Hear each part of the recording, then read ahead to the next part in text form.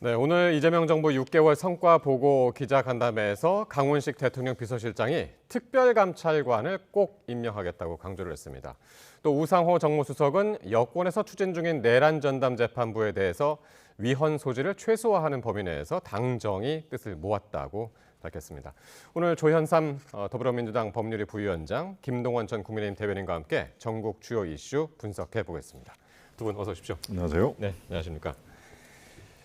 자, 오늘 이재명 대통령 취임 6개월을 맞아서 3실장에 총출동했습니다. 뭐 3실장뿐만이 아니라 모든 수석들 그리고 대변인 정말 다 나왔었는데 오늘 간담회 어떻게 보셨는지 먼저 소감 짧게 한번 들어보죠. 이재명 정부가 출범한 지 6개월 되지 않았겠습니까? 12.3 내람으로 인한 국민적인 혼란과 그런 불안들을 해결하고 해소하는 그러한 과정, 그리고 국가를 정상화하는 그러한 과정들을 국민 앞에 소상히 설명하는 그러한 자리였다고 보여지는 것이고요. 예. 외교적인 측면을 살펴보게 되면 한미 동맹은 더욱더 굳건해지고 한일, 한중 동맹, 한중과의 외교 관계 역시 실용 외교로서 탈바꿈하는 그러한 모습을 보여줬다는 측면에서 평가할 수가 있지 않을까 싶습니다. 민생 경제도 회복하고 있는 여러 가지 수치도 함께 공유할 수가 있는 그런 자리였다고 보여지는 것이고요. 단지 6개월뿐만 아니라 향후 4년 반 동안 이재명 정부가 추구하는 그런 방향성도 함께 공유하는 그런 자리인가 아니었나 싶습니다. 강훈식 비서실장도 오늘 최고 성과를 꼽으라니까 외교 부분을 꼽던데요. 예, 대변인님 어떻게 들으셨나요? 네, 오늘 그 행사의 그 별칭이 성과 보고회란 말을 썼습니다. 그렇죠. 민주당 정부 특히 이재명 정권은 이런 그 국민들에게 직접 호소하는 그런 그 포장을 참 잘한다. 역대 어느 정권보다도 그런 면에서 참 능숙하다라는 것을 제가 인정을 합니다. 성과 보고회를 하는데요. 여론 동향을 그만큼 중요하다는 의미가 있다면은 저는 뭐 참 다행이다라는 생각을 합니다. 취임 100일 또 3개월, 6개월 동안에 나눠서 이 국정 과제를 체크를 하고 본인들이 개혁을 앞세우는 그런 것들을 어느 정도 여론 또 민심에 이렇게 다가선다는 의미에서는 뭐 저 어느 정도 일정 부분 동의를 합니다만은 지나치게 어떤 이벤트성으로 이 성과를 과대 포장을 하는 측면도 없지 않아 있다. 일단 이렇게 짤막하게 말씀드립니다. 알겠습니다. 자, 그러면 구체적으로 하나하나 살펴볼 텐데 오늘 간담회에서 특별감찰관 임명에 대한 대통령실 의지가 부족하다는 지적이 있다는 질문이 나왔는데 거기에 대해서 강훈식 비서실장은 이렇게 답을 했습니다. 들어보겠습니다. 그리고 특별감찰관 말씀하셨는데 저희는 꼭 하겠다는 입장을 다시 한번 거듭 확인드립니다. 국회가 빨리 추천해 주시면 저희가 그분을 특별감찰관으로 모시고 보다 투명한 그러면서도 올바르게 대통령실을 이끌어 나가는데 도움을 받고 지적을 받도록 하겠습니다. 여러분 잘 아시는 것처럼 최근 김남국 전 비서관의 인사청탁 문자 논란으로 야권의 공세가 커져가는 상황에서 오늘 대통령실이 특별감찰관을 임명하겠다 밝혔는데 특별감찰관 사실 이 대통령의 공약이기도 했고 그리고 100일 기자회견에서 임명 절차를 밟아라 그렇게 이야기도 했었는데 아직까지 진척이 없었단 말이에요. 일단 특별감찰관법에 따른다고 한다면 이것은 국회의 몫이기도 합니다. 국회에서 후보 3명을 추천하게 되어 있죠. 그 과정이 지금까지 진행이 되지 않은 그러한 측면도 있다고 보여지는 것이고요. 지금 이재명 정부가 출범한 지 6개월 되었습니다. 이재명 대통령 특별감찰관 임명하지 않겠다고 말씀하지 않았어요. 오히려 임명하겠다고 밝혔습니다. 지금까지는 6개월 동안 내란을 종식하고 국가를 정상화하는 그런 과정이다 보니 아마 특별감찰관 임명하는 그 과정이 다소 지연된 것이 아닌가라는 생각이 드는 것이고요. 아마 국회 내에서도 그러는데 특별감찰관 제도와 관련돼서는 아마 논의가 조금 더 필요한 부분도 있을 겁니다. 지금까지 특별감찰관이 임명되지 않은 이유는 공수처가 출범했기 때문 그 이유도 하나가 있거든요.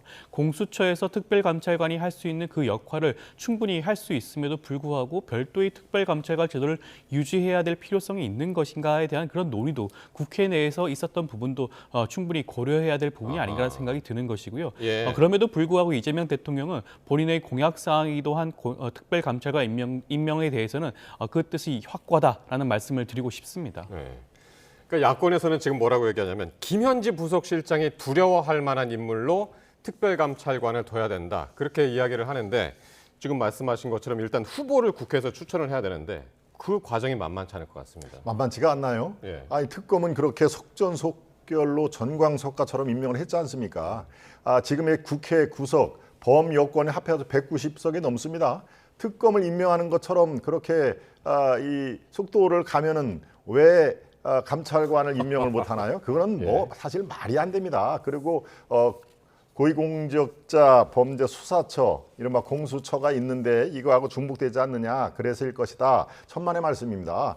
공수처도 고위공직자 상급 이상을 대상으로 합니다마는 바로 이 특별감찰관제는 대통령의 포커스가 돼 있는 겁니다. 대통령의 가족, 친인척, 그리고 대통령실에서 근무하는 수석 이상의 공직자를 감찰의 대상으로 하는 것이죠. 지금까지 십수년이 됐습니다마는 제대로 된 감찰관 임명한 거는 딱 한 번입니다. 박근혜 대통령 때 아마 우리 시청자 여러분도 기억이 나실 텐데요. 그 뒤에 유야무야 됐습니다. 아마도 저는 이재명 대통령도 마음속으로는 되도록이면 안 하고 싶다라는 생각이 있을 것입니다. 지금 6개월이라는 시간이 지나갔는데 공약을 이렇게 떡하니 해놓고 뭐 했습니까? 이 특검 임명한 거에 반에 관심마다 있으면 벌써 들어갈 것입니다. 그런 의미에서 경력 15년 이상의 판검사와 변호사 3명 중 대통령을 임명한다. 자, 이제 이 김현지, 이른바 애지중지 현지에서 또 시중의 말이 또 바뀌었습니다. 좌지우지, 국정을 좌지우지 현지라는 말이 바로 그런 의미에서 상당히 아팠을 겁니다. 그러니까 이제 도 못하고 감찰관 꼭 임명을 하겠다라고 했는데요. 국회로 공을 툭 던진 것이죠. 아마 이것도 여야 간의 또 힘겨루기, 힘겨루기를 우리는 할 수가 없을 정도로 일방적인 수세에 몰리지만 아마 이것을 핑계로 또 상당 부분 지연이 될 가능성은 매우 높다. 저는 그렇게 보고 있습니다. 다른 입법 밀어붙이듯이 이제 특별감찰관도 하려 했으면 왜 아직까지 못했냐. 그렇습니다. 의지가 없다는데 그런 말씀이셨는데. 자, 녹취 하나 듣고서는 계속 이 논의 이어갈 텐데요. 이 3실장 간담회에 앞서서 국민의힘이 뭐라고 했냐면요. 대통령실이 인사청탁의 컨트롤 타워다라고 지적을 했습니다. 들어보겠습니다. 국정 컨트롤 타워여야 할 대통령실이 인사청탁 컨트롤 타워처럼 운영되고 있습니다.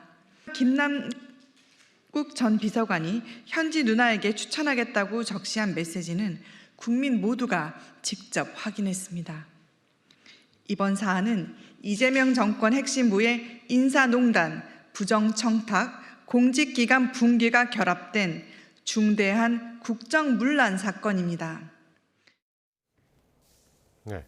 국민의힘 입장은 지금 문자 메시지에 등장한 강훈식 비서실장하고 김현지 부속실장이 국회에 출석해서 명확하게 입장을 해명해라, 그런 입장인데, 반면에 오늘 대통령실 강훈식 비서실장이 대통령실 내부 감찰 결과 내부에서 감찰을 진행했더니 청탁 내용이 대통령실로 전달되지 않았다. 나한테도 전달되지 않았고 김현지 실장한테도 전달되지 않았다. 결과가 그렇게 나왔다고 오늘 얘기를 했습니다. 국민의 입장의 주장이 굉장히 나쁘끄럽지 않은 주장인가요? 윤석열 정부 때는 그런 주장을 했습니까? 김건희 씨처럼 우리가 김현지 부속실장이 금거부기를 받았나요? 아니면 무슨 그 명품 가방과 명품 관련된 시계 같은 걸 받았나요? 전혀 그렇지 않습니다. 전혀 실체가 없는 정치 공세에 불과하다는 말씀을 좀 드리고 싶고요. 김현지 부속실장의 이름도 스스로가 공개된 것이 아니라 김남국 전 비서관이 문진석 의원과의 대화 내용 중에 그런 김현지 부속실장 이름이 나왔던 것뿐이죠. 그것이 그렇다고 한다면 그 당시 대화에 나왔던 홍모 씨가 관련된 인사로 임명이 되었나요? 전혀 그렇지 않습니다. 전달조차 되지 않았죠. 강훈식 비서실장이 오늘 밝혔지만 내부적으로 공직기관 비서관실에서 감찰한 결과 그러한 내용이 전달되지 않았다는 것이 확인되었다는 거 아니겠습니까? 실체 없는 공세에 불과합니다. 단지 김남국 전 비서관의 대화에 나왔다는 이유만으로 김현지 부속실장이 모든 인사의 정권을 행사하는 듯이 그렇게 주장하는 것은 지나친 정치 공세라는 말씀을 드리고 싶고, 전혀 실체 없는 공세가 있는 상황에서 굳이 국회에 나와서 출석해서 이러한 부분들에 대해서 발언할 필요가 있는가라는 말씀을 드리고 싶습니다. 진짜 뭔가 증거가 또렷하게 나온 건 없거든요. 문자 안에서 김현지 실장 이름만 등장했을 뿐인데. 핵심이 그건가요? 과연 김현지 비서관에게 이게 전달이 됐느냐 안 되느냐가 이번 사안의 핵심, 글쎄요, 핵심이 아닙니다. 그것은 바로 이게 이 인사의 대상 한국자동차산업협회라는 거 아닙니까? 이 자동차 산업협회는 이 공적인 기관이 아닙니다. 그야말로 자동차 업체들이 대리인을 한 명씩 내세워서 그중에서 대표를 뽑는 상황입니다. 이거는 100% 이 민간 기업에 속하는 자율협회 기능입니다. 여기에 대통령실에서 개입을 했다라고 하는 움직임을 보였다는 게 여기에 핵심입니다. 그러니까 공기관은 당연하고요. 이제 사기업 또 사기업이 중심이 되어야 할 협회 인사까지 그 대표를 임명을 하는 시도를 했다라는 게 핵심이지 이게 바로 김현지 비서관한테 전달이 됐느냐 안 되느냐 그러고요. 사실은 이 안에서 감찰을 했는데 전달이 안 됐다라고 지금 얘기를 했습니다. 강훈식 비서실장.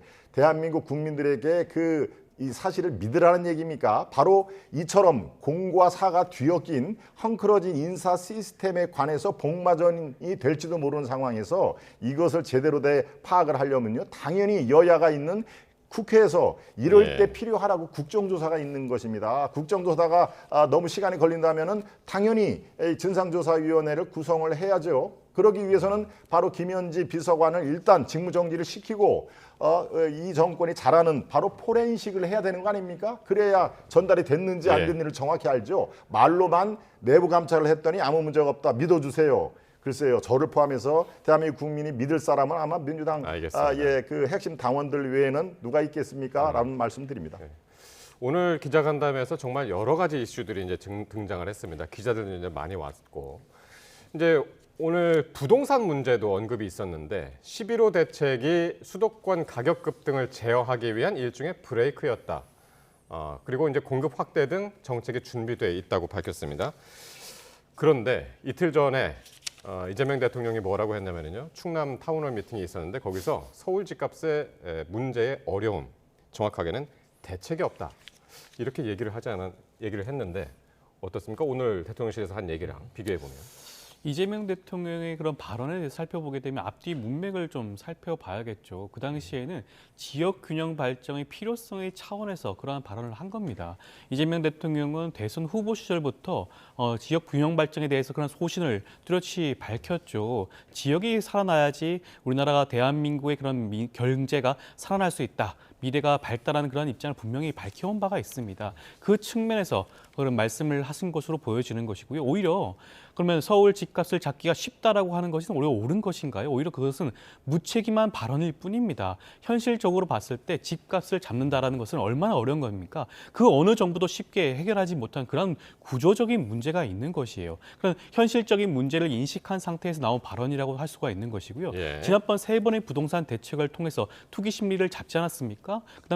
그다음 급등되는 부동산 시장을 억제하는 그런 부분도 분명히 있습니다. 지금 이재명 정부에서는 추가적인 공급 대책을 내세우겠다고 밝혔죠. 그렇다고 한다면 이 모든 것을 살펴보고 난 다음에 부동산 대책의 실효성을 함께 따져봐야 될 문제가 아닌가 싶습니다.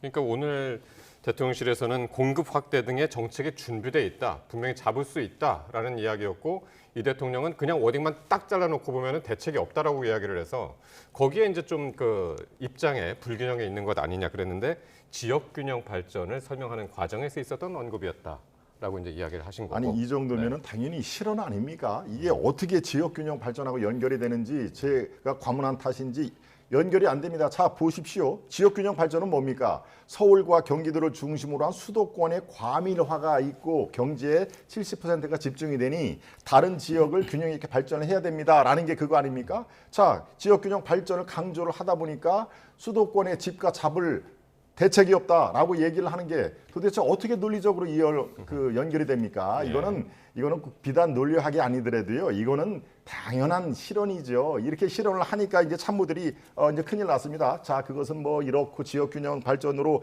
미사여구를 동원해도요. 이 앞뒤가 안 맞는 건데 저는 그렇게 생각합니다. 이 원인을요. 이재명 대통령이 글쎄요. 자신감의 발로라고 이해를 해야 될지요. 너무 말이 많습니다. 특히 기자회견을 통해서 거의 90% 이상을 저렇게 말이 많이 하다 보니까 바로 이런 집값에 대책이 없다라는 실언이 나오는 것이죠. 이걸 만약에 대선 경선 과정에서 얘기를 했으면 대통령이 됐겠습니까? 나는 집값 잡을 자신이 없습니다. 대책이 없습니다. 이미 이제 대통령이 된 다음에 글쎄요. 저는 조금 비겁하다는 생각이 듭니다. 집값 대책이 없다. 그러니까 큰 기대를 하지 마십시오라는 얘기로밖에 안 들리는데 아마 시청자 여러분께서 냉철하게 판단을 하실 줄 믿습니다. 그러니까 이게 어느 정부에서도 이 부동산 문제는 정말 큰 숙제였는데 이번 정부에서는 이게 어떨까요? 이게 가장 큰 이번 정부 역시 부동산이 가장 큰 과제가 될 것이다라고들 말을 하던데요.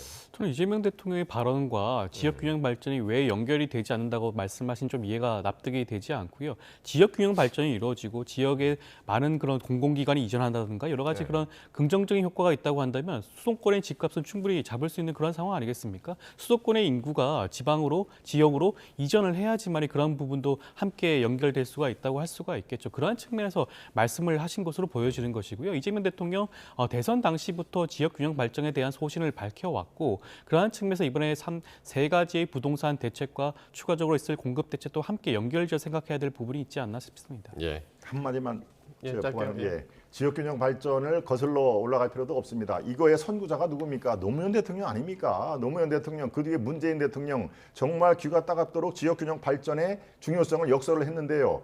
아이러니컬하게 바로 노무현, 문재인 정권 그리고 이재명 정권에 들어서자마자 부동산은 어떻게 됐습니까? 예, 잡을 수도 없을 정도로 천정부지로 올라가지 않았습니까? 이게 바로 이른바 진보 좌파 정권의 역설이라고 하는 것입니다. 그렇게 이 인공적으로 잡으려고 하니까 이런 후폭풍이 나온다라는 것을 가장 쉬운 것을 왜 그 우회를 하는지 저는 이해가 잘 안 되겠습니다. 예. 어쨌든 그런 측면에서 어쨌든 이재명 대통령 역시 지역균형 발전이 먼저 이루어져야 이 부동산 문제도 해결될 수 있다. 그런 취지로 지난 5일 이야기를 했습니다. 자, 이런 가운데 강원식 비서실장이요. 용산 대통령 시대를 뒤로하고 이제 연내에 청와대로 복귀하겠다라는 계획을 밝혔습니다. 원래 있어야 할 청와대로 이제 돌아가겠다라는 건데 용산 시대 종료, 청와대 복귀. 이거 정치적 의미 어떻게 보면 될까요? 청와대로 복귀하는 것은 단순한 장소 이전의 그런 의미가 아니라고 할 수가 있겠죠. 어떻게 보면 비정상의 정상화, 헌정 질서를 회복하는 그런 시금석이 될 수 있는 그러한 역할이라고 할 수가 있겠습니다. 그런 정치적 선언으로 해석할 수가 있겠고요. 지난 윤석열 정부 때 어땠습니까? 충분한 사회적 합의 없이 청와대를 용산 대통령실로 이전했죠. 그 과정에서 안보 위기라든가 아니면 국가의 재정적 부담 막대했습니다. 그리고 뭐 도심의 교통 혼잡이라든가 아니면 군사기관과의 그런 대통령실과의 밀착성 굉장히 큰 문제가 있었죠. 그것을 정상화한다는 의미가 있다고 할 것이고요. 청와대의 경우에는 오랜 기간 동안 안보라든가 경제라든가 모든 것을 컨트롤할 수 있는 그런 컨트롤 타워로서의 역할을 충분히 할 수 있는 그런 기능과 역할이 있습니다. 그렇기 네. 때문에 단순한 그런 장소 이전이 아니라 청와대 기능을 회복하고 실용적으로 청와대를 활용할 수 있는 그런 역할을 할 수 있는 그런 장소 이전이 아닌가라는 말씀을 드리고 싶습니다. 정확하게는 이게 이달에 이제 성탄절 전에 이사를 이제 완료하겠다는 거거든요. 그렇게 되면 거의 3년 7개월 만에 다시 청와대로 복귀하는 겁니다. 그렇습니다. 예. 저는 용산에서 원래 청와대로 복귀하는 거에서 저는 반대하지 않습니다. 일정 부분 저는 동의를 하는 편입니다. 이른바 윤석열 정권, 실패한 정권에서 왜 용산으로 대통령실을 이전을 해야 되느냐라는 것에 국민적인 설득 과정이 저는 성공했다고 보지 않습니다. 그래서 용산으로 올라가야 되는구나라는 거에 대해서 동의하는 그런 과정이 없이 밀어붙였기 때문에 그리고 또 실질적으로 3년에 걸쳐 국정에서 잘 옮겼구나라는 것을 보여주지 못했습니다. 예. 그래서 저는 청와대로 다시 복귀하는 거에 대해서 원론적으로 찬성을 합니다. 이거는 뭐 꼭 용산이 어떤 주술 이런 논란이 휩싸였던 것도 뿐만이 아니고 이른바 북한의 어떤 미사일 공격이라든가 실제적으로 대한민국의 안보 면에서도 용산보다는 뒤에 북악산이 자연스럽게 병풍처럼 터져 있는 청와대의 어떤 이점 이런 것들을 지금 현재 다시 한번 되새기는 그런 때가 아닌가 그런 의미에서 저는 반대하지 않습니다. 예, 알겠습니다. 자, 이번에는 이제 국회로 가보겠습니다. 민주당이 이제 연말 정국에 이 사법개혁에 속도를 내고 있습니다. 최근 내란 전담 재판부 설치법을 비롯해서 판사와 검사를 대상으로 법을 고의로 왜곡할 경우 처벌하는 법 왜곡죄를 신설하는 법안 등이 법사위를 통과를 했습니다. 연내에 이제 사법개혁 관련 법안들을 모두 마무리하겠다라는 계획인데 상당히 이제 속도를 내고 있습니다, 지금. 사법개혁의 속도가 오히려 저는 늦은 시점이 아닌가라는 생각이 들 수밖에 없을 것 같습니다. 지금 조희대 사법부가 내란 사건에 대해서 제대로 된 속도감 있게 재판을 진행하고 있는 것인가에 대한 의문점을 던질 수밖에 없을 것 같고요. 과거 12.12 군사 반란 사건의 경우에는 1심 선고까지 8개월 만에 1심 선고 결과가 나왔습니다. 그럼에도 지금 내란 사건과 관련해서 1년이 지났음에도 그 누구도 형사처벌 선고가 난 바가 전혀 없죠. 있죠. 특히 윤석열 전 대통령에 대한 사건을 살펴보게 되면 지기현 재판부가 사실상 재판을 굉장히 지연시키고 있는 윤 전 대통령 측의 변호인단에 휘둘리고 있는 것이 아닌가라는 생각을 지울 수밖에 없습니다. 심지어 중간에는 윤 전 대통령이 구속이 취소돼서 석방되는 그러한 경우도 있었죠. 많은 국민들이 내란 사건에 대해서 걱정하고 우려하고 불안해하고 있습니다. 그러한 예. 측면에 살펴보게 되면 사법개혁을 조속히 이뤄야 될 필요성이 있다고 보여지는 것이고요. 덧붙여서 법 왜곡죄도 마찬가지입니다. 법 왜곡죄는 법원의 판단에 대해서 처벌하는 것이 아닙니다.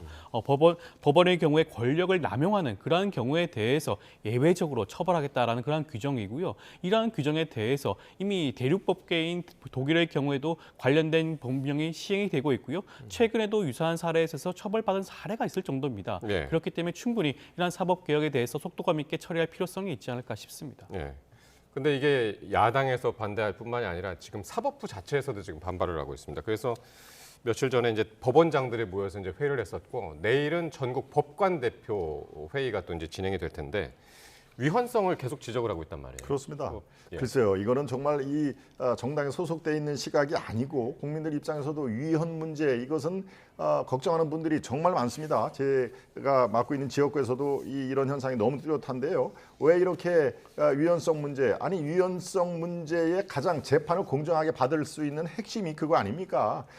무작위로 재판부가 결정이 되기 때문에 재판 결과를 예단하지 못한다라는 거 아니겠습니까? 그런데 바로 답정너식 재판부가 정해지면은 바로 유죄로 결론이 날 걸 뻔하고 반대입니다. 어떤 재판부는 이것은 완전히 무죄로 재판이 나야 돼라고 재판부가 구성이 될 수도 있는 거 아닙니까? 역으로 바로 이 대한민국 사법부의 중립성뿐만이 아니라 이 공정성에 당연히 위법이 되는 건데 글쎄요, 그것을 걱정하지 말아라. 저는 예. 정말 위험한 상황입니다. 법원 행정처 폐지 이것도 21대 국회에서 이미 법안이 발의된 상황 아닙니까? 그 당시에도 의석 구조가 민주당이 맘만 먹으면 다 통과되는데 왜 그때는 미적미적하면서 유독 지금 22대 국회에서 이거를 지금 속전속결로 처리하려고 합니까? 이재명 대통령의 사법 리스크 때문에 그런 거 아닙니까? 바로 TPO 상황에 따라서 잣대로 이렇게 왔다 갔다 하는 그런 것들을 국민들은 바로 예. 위헌 요소뿐만이 아니라 이 나라를 지금 어떻게 몰고 가야 될지 매우 걱정스러운 눈으로 쳐다보고 있다. 그래서 법관회의뿐만이 아니라 기관장들, 법원장들도 우려 섞인 그런 얘기를 전해드리는 겁니다. 제발 알겠습니다. 좀 귀를 열고 이 귀담아 들을 필요가 있다. 이런 말씀 다시 한번 드립니다. 이런 사법부에 대해서 민주당은 오히려 반성해야 할 사법부가 국민을 겁박하고 있다 이렇게 이야기를 했는데 사법개혁 둘러싸고 어쨌든 사법부하고 여당 사이에 상당히 이런 갈등되는 이런 모습들이 계속 비추면 여론에도 좀 영향이 있을 것 같은데 부담이 되지 않을까요, 민주당이? 국민적 여론은 아마 민주당이 주장하고 있는 바를 충실하게 소통한다고 한다면 저는 여론의 문제는 걱정할 필요가 없지 않나 생각이 들고요. 사법부는 자신들의 권한이 축소되기 때문에 본인들의 입장에서 주장을 하는 것뿐입니다. 위헌적인 주장을 하고 있지만 하나하나 살펴보게 되면 위헌 소지가 굉장히 낮은 부분도 많다고 말씀을 드리고 싶고요. 지금 추천위원회 같은 경우에도 지금 뭐 법무부 장관이라든가 헌법재판소 사무처장이 추천위원회의 위원을 추천하게 되어 있는 겁니다. 많은 분들이 오해하시는데 내란 전담 재판부의 판사들을 추천하는 게 아니에요. 판사들을 추천하는 추천위원회 위원들을 추천하는 겁니다. 그렇다면 한다면 2중, 3중의 장치가 있다고 할 수가 있는 것이에요. 그리고 아까 전에 대변인께서는 무작위 배정이 아니라고 말씀을 하셨는데 그 부분에 대해서 말씀을 드리게 되면 내란 전담 재판부는 2개 이상으로 구성되어 있어요. 특정 재판부가 모든 사건을 맡는 게 아닙니다. 그 2개 이상의 재판부 중에 하나의 재판부가 해당 사건을 맡게 된다고 할 수가 있겠고요. 그리고 지금 1심이 진행되는 사건의 경우에는 내란 전담 재판부에 그 사건이 넘어가지도 않습니다. 1심 재판부가 동의하고 할 경우에만 그 재판이 넘어가게 되어 있을 뿐이에요. 새롭게 시작이 되는 재판에 한정해서 내란 전담 재판부가 맡게 된다는 말씀을 드리고 싶고 그리고 마찬가지로 대법관 추천위원회가 동일하게 구성되어 있습니다. 지금 현재 대법관 추천위원회도요. 전체 10명의 추천위원회 위원 중에 7명 정도가 외부 위원으로 구성이 되어 있어요. 그중에는 법조인이 아닌 사람도 있습니다. 그 경우에는 왜 그런 마음에 대해서는 위헌적 요소라고 말씀을 하지 않는 것이죠? 알겠습니다. 대법관의 경우에는 오히려 더 많은 사건들을 다루기 때문에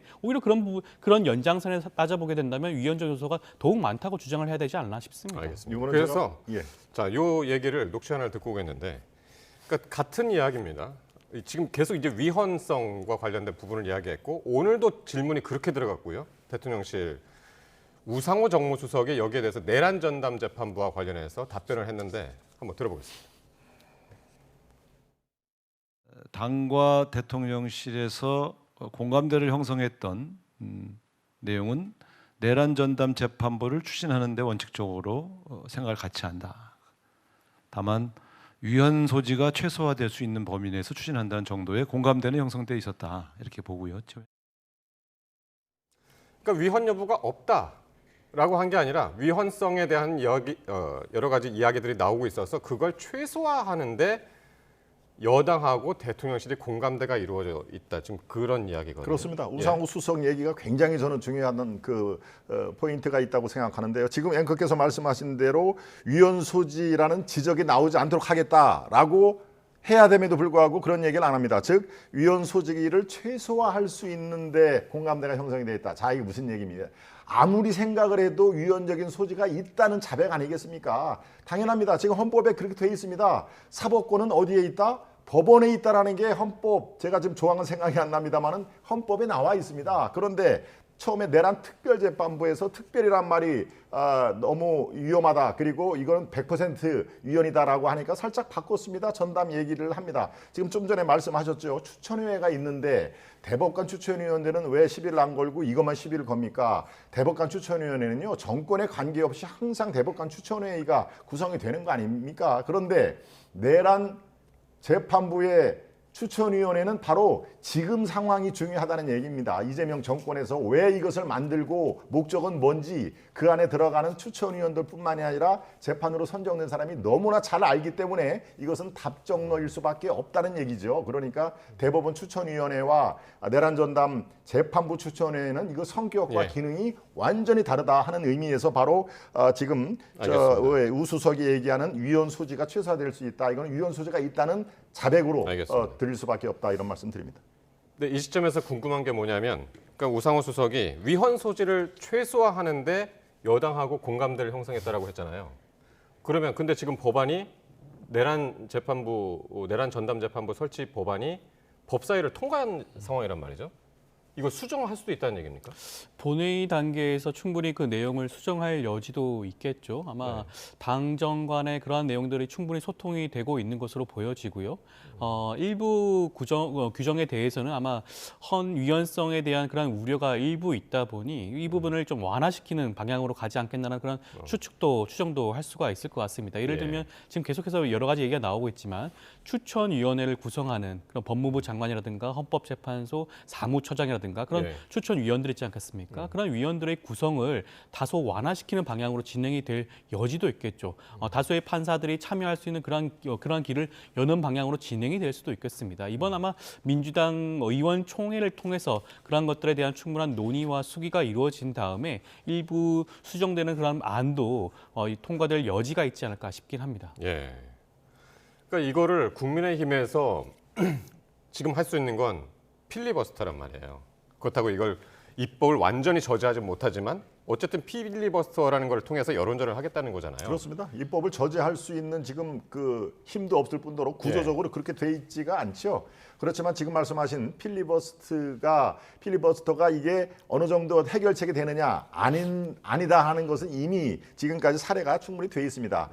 몇 시간 지연시킬 정도의 위력밖에 없습니다. 그걸 우리가 위력이라고 하지 않죠. 그러니까 오죽했으면 필리버스터에 의존을 할 수밖에 없는다. 그것도 지금 필리버스터 제한법을 또 하나 발의를 하더군요. 바로 그렇습니다. 지금 현재 사실상 이재명 대통령과 정청래 대표의 그들이 말하는 개혁, 입법 개혁을 제어할 수 있는 그런 그 국회 내 구조는 어디에서 찾을 수가 없다. 사실상 불가능에 가깝다. 그래서 저희들이 국민들께 호소하는 방법밖에 없다라는 의미에서 장외로도 나가고 하는 그것입니다. 지금 현재로서의 아까 부동산 잡을 대책이 없다라고 이재명 대통령이 얘기했듯이 국회에서의 어떤 입법 독주를 막을 방법은 현재로서는 없다. 이런 말씀입니다. 그러니까 국민의힘에서는 지금 할 수 있는 게 최대한 할 수 있는 게 필리버스터인데 민주당에서는 이 필리버스터도 굉장히 어렵게 하겠다는 법안을 지금 진행 중입니다. 그러니까 필리버스터를 진행하려면 적어도 그 국회 안에 본회의장 안에 60명 이상이 있어야 된다는 그런 법안을 하려고 그러는 거잖아요. 그래서 이게 9일 정국회 마지막 날 굉장히 충돌을 할 것 같은데. 이번 개정과 관련해서는 필리버스터를 하지 말자는 내용은 아니죠. 필리버스터를 할 수 있게 하되 다만 책임감 있게 하기를 바란다는 측면을 강조하고 싶은 겁니다.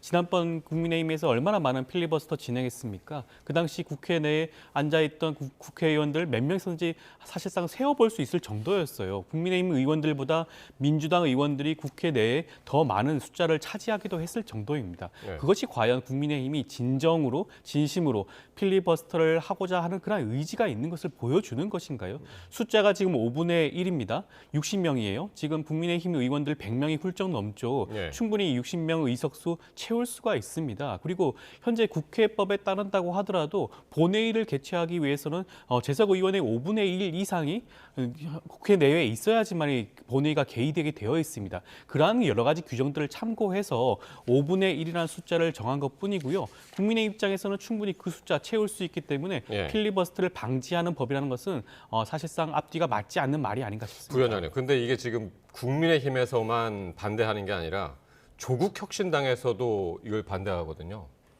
소수 정당의 목소리, 소수의 목소리를 막는다. 그런 논리인데 거기에 대해서는 어떻게 보시나요? 지금 조국 혁신당 입장에서는 전체 의석수를 합친다고 하더라도 네. 60석을 채우지 못하는 상황이 발생할 수 있으니 아마 그러한 주장을 하는 것으로 보여집니다. 현재로서는 조국 혁신당은 필리버스터를 할 이유가 없긴 하죠. 사실상 민주당과 함께 민주 진보 진영의 범 여권이죠. 개혁 입법을 함께 추진하고 있는 상황 아니겠습니까? 좀 지나치게 확대해서 그런 우려를 전달하는 게 아닌가라는 생각이 드는 아하. 것이고요. 저는 이 법 자체는 지금 현재 원내 제1야당이라고 할 수가 있는 국민의힘에게 더욱더 큰 책임을 부여하기 위한, 국민을 위한 책임을 부여하기 위한 그러한 법안이 아닌가라는 말씀을 드리고 어쨌든 싶습니다. 조국 혁신당까지 반대하는 상황에서 만약에 이걸 계속 밀어붙인다면 약간 동력도 떨어지고 여론도 좀 의식해야 되고 그런 상황이 오지 않을까 그렇습니다. 싶은데. 지금 조국 혁신당은 저 카드를 저는 그렇게 봅니다. 민주당의 이중대가 아니다라는 것을 가장 이 현실적으로 필리버스터 왜 소수당이기 때문에 그런 의미에서 반대를 한 건데요. 저는 저 반대를 한 타이밍을 아주 잘 잡았다고 봅니다. 저것은 민주당에서도 아프긴 아프지만 이자들이 하면서 화를 낼 성질은 아니거든요. 바로 그러기 때문에 민주당 이중대가 아니다라는 것을 아주 타이밍 맞게 잘 펀치를 내섰다. 저는 그렇게 판단을 하고 있습니다. 알겠습니다. 어쨌든 돌아오는 9일 정기국회 마지막 날 그리고 이어지는 그 다음 날 10일 임시국회 어떻게 진행되는지 함께 지켜봐야 될 것 같습니다. 지금까지 조현삼 더불어민주당 법률위 부위원장, 김동완 전 국민의힘 대변인과 함께했습니다. 고맙습니다.